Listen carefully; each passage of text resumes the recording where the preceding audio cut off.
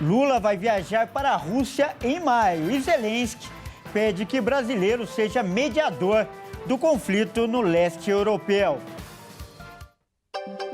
Petrobras anuncia queda de 17 centavos no preço do litro do diesel. O preço dos remédios fica até 5% mais caro a partir de hoje. Superfungo contamina 15 pacientes em hospital de São Paulo. E ainda, garoto viraliza em pênalti da final e ganha convite do Corinthians. Você pegou?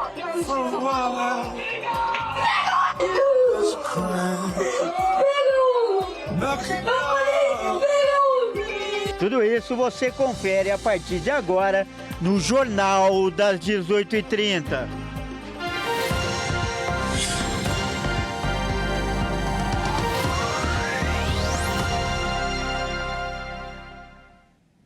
Olá, seja muito bem-vindo. Nós estamos ao vivo. Agora são 18 horas e 37 minutos pelo horário de Brasília. Eu sou o Kleber Werneck e a partir de agora você confere comigo as principais notícias desta segunda-feira. Uma ótima semana para você.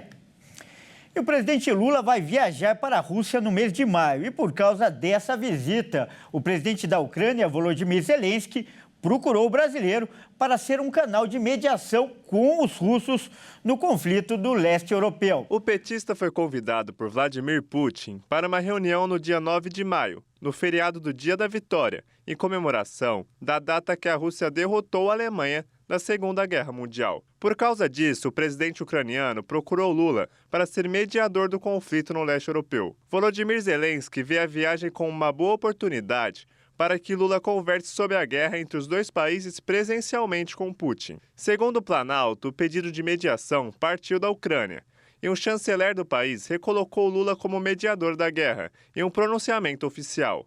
Durante a viagem na Ásia, Lula respondeu perguntas da imprensa internacional e garantiu que vai falar com Zelensky por telefone. Essa conversa deve acontecer até o final dessa semana. Depois do atrito de Volodymyr Zelensky com o Trump na Casa Branca, a Ucrânia começou a ver a China e o Brasil como boas opções para intermediar a situação. Lula disse que espera que agora o Zelensky esteja interessado na paz. O líder do Irã respondeu às ameaças feitas por Donald Trump de bombardeio e disse que se o país for atacado pelos Estados Unidos, vai dar uma resposta firme. O líder supremo iraniano, Ali Khamenei, prometeu uma resposta firme em caso de ataque ao país.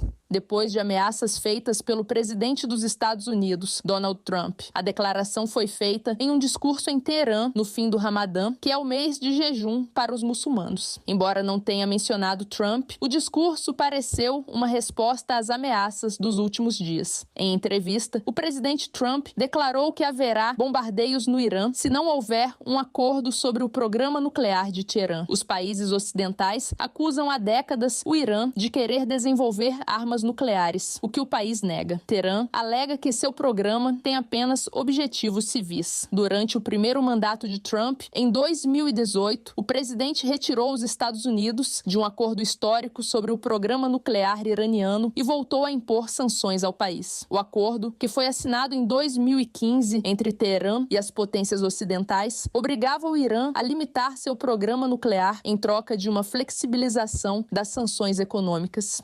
E o terremoto que atingiu Myanmar na última sexta-feira também causou tremores na China. E um vídeo mostra duas enfermeiras de uma maternidade chinesa salvando os bebês durante os tremores. Vamos conferir as imagens. As imagens gravadas por câmeras de segurança do hospital registraram o momento em que as duas enfermeiras estavam dentro do berçário de uma maternidade localizada no sudoeste da China, em uma cidade perto da fronteira com Myanmar. No vídeo, é possível ver que uma das enfermeiras segura o bebê no colo, ela se ajoelha no chão para não deixar a criança cair, enquanto a outra enfermeira tenta manter os carrinhos de bebês no lugar. Conforme os tremores cresciam, elas lutavam cada vez mais para salvar os recém-nascidos. Após o impacto do terremoto, a equipe da maternidade e os bebês foram realocados para um lugar seguro e escaparam ilesos. Não houve registros de vítimas ou mortes nas áreas impactadas pelo terremoto na região sudeste da China. Olha aí, o aeroporto do Galeão, no Rio de Janeiro, registrou um recorde de turistas estrangeiros nos primeiros meses. Vamos conferir na reportagem. A cidade do Rio de Janeiro registrou recordes de turistas estrangeiros. Segundo dados divulgados pela Rio Galeão, empresa responsável pela administração do Aeroporto Internacional Tom Jobim, o Galeão, o local registrou a chegada de mais de 473 mil estrangeiros entre janeiro e fevereiro, o que, de acordo com a empresa, é o maior volume da história para este período. Para o secretário estadual de Turismo, Gustavo Tutuca, o aumento ocorreu por fatores como o trabalho de promoção internacional, a desvalorização do real e o processo de revitalização do Galeão. Em 2023, o local iniciou um projeto de maior aproveitamento do terminal e redução do fluxo do aeroporto Santos Dumont, no centro do Rio, passando a receber mais voos. Os números realçam a expectativa do governo do estado com relação ao aumento do número de turistas estrangeiros para este ano. O Poder Estadual espera um crescimento de 20% para o resto do ano, com a chegada de 1.800.000 pessoas. Olha aí, a Petrobras anunciou hoje à tarde a redução de 17 centavos no preço do litro do diesel vendido nas distribuidoras. Vamos conferir na reportagem. A maior empresa brasileira, a Petrobras, anunciou que a partir de terça-feira haverá uma alteração no valor do diesel vendido em suas refinarias, passando a ser em média de R$ 3,55 por litro, ou seja, uma redução de 17 centavos. Contudo, a redução anunciada hoje e que entrará em vigor amanhã ainda não reverteu completamente o aumento de 22 centavos por litro implementado em janeiro. Com o reajuste anunciado, a Petrobras afirma ter reduzido, desde dezembro de 2022, os preços do diesel para as distribuidoras em 94 centavos. O litro, uma redução de 20,9%. O repasse do corte do preço da Petrobras para os consumidores finais nos postos, porém, não é imediato e depende de uma série de fatores, incluindo cobrança de impostos, mistura de biodiesel e margens de lucro da distribuição e da revenda. Além disso, o mercado brasileiro também é suprido por algumas poucas refinarias privadas e por importações. Para a gasolina, a Petrobras decidiu manter estáveis seus preços de venda às distribuidoras. O imposto sobre as compras em sites internacionais vai aumentar em 10 estados a partir de amanhã. Quem traz os detalhes dessa notícia é o Alexandre Cardoso. Em abril, começa a valer o aumento do ICMS para compras internacionais recebidas em 10 estados. Anteriormente, os 26 estados e o Distrito Federal cobravam 17% sobre o valor da encomenda, mas a partir dessa semana, o ICMS passa para 20% para os seguintes estados: Acre, Alagoas, Bahia, Ceará, Minas Gerais, Paraíba, Piauí, Rio Grande do Norte, Roraima e Sergipe. Além da porcentagem estadual, as encomendas internacionais de até $50 também são taxadas com mais 20% do imposto de importação, que está em vigor desde agosto de 2023. Segundo grandes importadoras, a alta deve levar a tributação global de produtos com valor de até $50 para 50% do valor do item. Por exemplo, um produto vendido a R$ 100, com a taxação, sairá por R$ 150. Os varejistas nacionais dizem que a taxação sobre as empresas brasileiras é ainda maior e que a alta do imposto para importados vai trazer equilíbrio na concorrência. Em nota, o Comitê Nacional dos Secretários de Fazenda afirmam que essas medidas pretendem estimular a produção nacional e ampliar a geração de emprego e estabelecer concorrência a plataformas internacionais. Olha, e os preços dos medicamentos estão até 5% mais caros. O reajuste passou a valer a partir de hoje, conforme uma publicação feita no Diário Oficial da União. O reajuste, estabelecido pela Câmara de Regulação do Mercado de Medicamentos, vinculado à Agência Nacional de Vigilância Sanitária, funciona como um teto de preços para todo o setor farmacêutico. A partir de agora, os fornecedores de medicamentos, que incluem fabricantes, distribuidores e lojistas, podem ajustar os valores segundo o nível de cada produto. Os remédios são divididos em 3 níveis. Conforme a publicação, o nível máximo de reajuste é de 5% para o nível 1. Na sequência, o aumento do nível 2 de até 3,83% e de nível 3 de 2,60%. O cálculo é feito com base na inflação oficial, medida pelo Índice Nacional de Preços ao Consumidor Amplo, acumulada nos últimos 12 meses, de fevereiro de 2024 a fevereiro deste ano. Além disso, entram na conta a produtividade das indústrias farmacêuticas, os custos e a concorrência de mercado. O reajuste deve incidir sobre a maioria dos medicamentos comercializados no país, mas haverá uma variação conforme a concorrência no mercado. No ano passado, o teto definido foi de 4,5%, que foi o menor patamar desde 2020. Vale ressaltar que a recomposição dos preços não é imediata. Isso porque o aumento pode ser implementado de forma progressiva até março de 2026. O setor de comércio varejista deve manter as listas atualizadas dos preços dos medicamentos à disposição dos consumidores e dos órgãos de proteção e defesa do consumidor. E veja a seguir, superfungo contamina 15 pacientes em hospital de São Paulo. E ainda, garoto viraliza em pênalti da final e ganha convite do Corinthians. Nós voltamos já.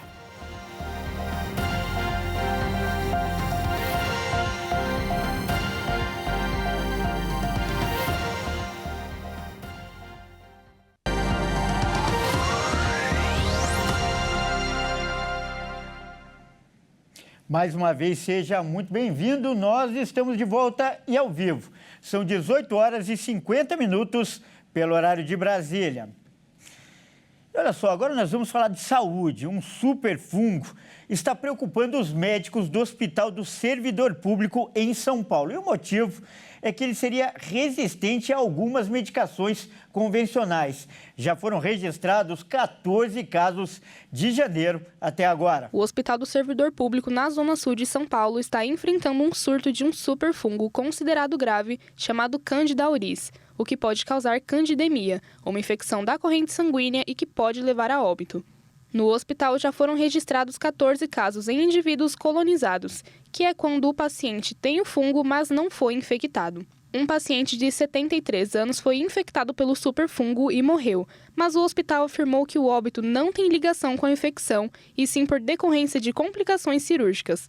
Nenhum paciente infectado evoluiu para a infecção na corrente sanguínea durante o período de internação e tratamento do fungo, que pode ser feito com antifúngicos, mas no momento a preocupação da saúde pública é a resistência do fungo a medicações convencionais. Nesses casos, é necessário o uso de antifúngicos alternativos para combater a infecção, incluindo a candidemia.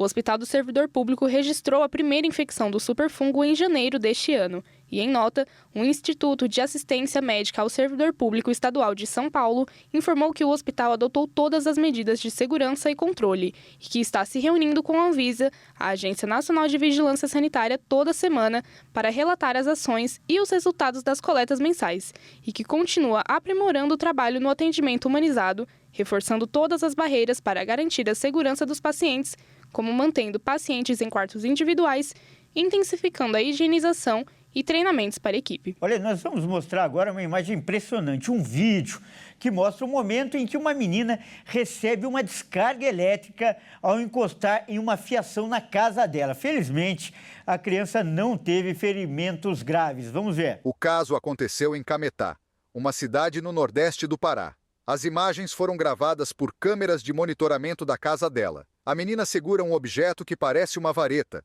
enquanto brincava com outra criança. Ela anda até a sacada e joga o objeto para frente, que encosta na fiação elétrica próxima à residência. O impacto da descarga elétrica foi instantâneo, que arremessou a menina ao chão. Nas imagens é possível ver um clarão e uma grande quantidade de faíscas que saiu no momento do acidente. Em seguida, a família corre para socorrer a criança, que foi levada ao hospital. Segundo os familiares, a vítima teve ferimentos leves nas mãos e pernas e foi liberada após atendimento médico. E agora é hora de falar de esportes aqui no Jornal das 18h30.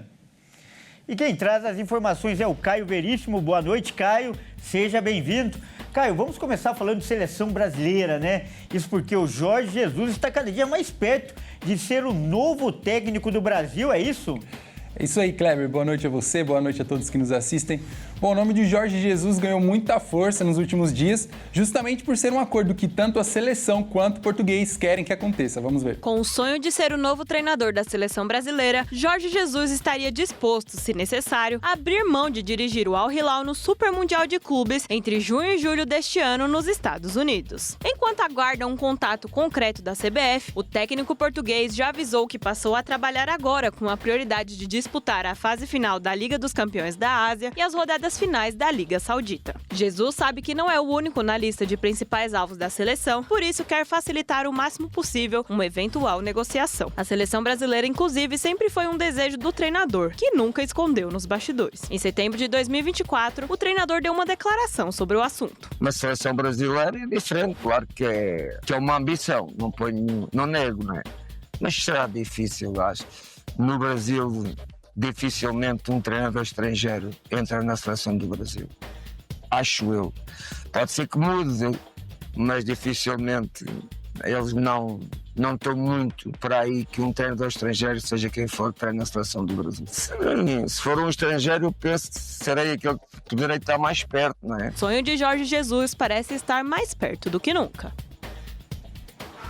E olha só, Caio, um vídeo muito emocionante de um pequeno corintiano gritando no momento, né, daquele pênalti que o goleiro Hugo defendeu na final do Paulistão, rendeu ele até um convite muito especial, já que esse vídeo viralizou, né, Caio? É isso aí, Kleber. Bom, o vídeo do Samuel comemorando a defesa do Hugo repercutiu tanto que o próprio presidente do Timão fez um convite ao garoto: assistir o próximo jogo do Timão lá na Neoquímica Arena, veja só. Você pega o Hugo!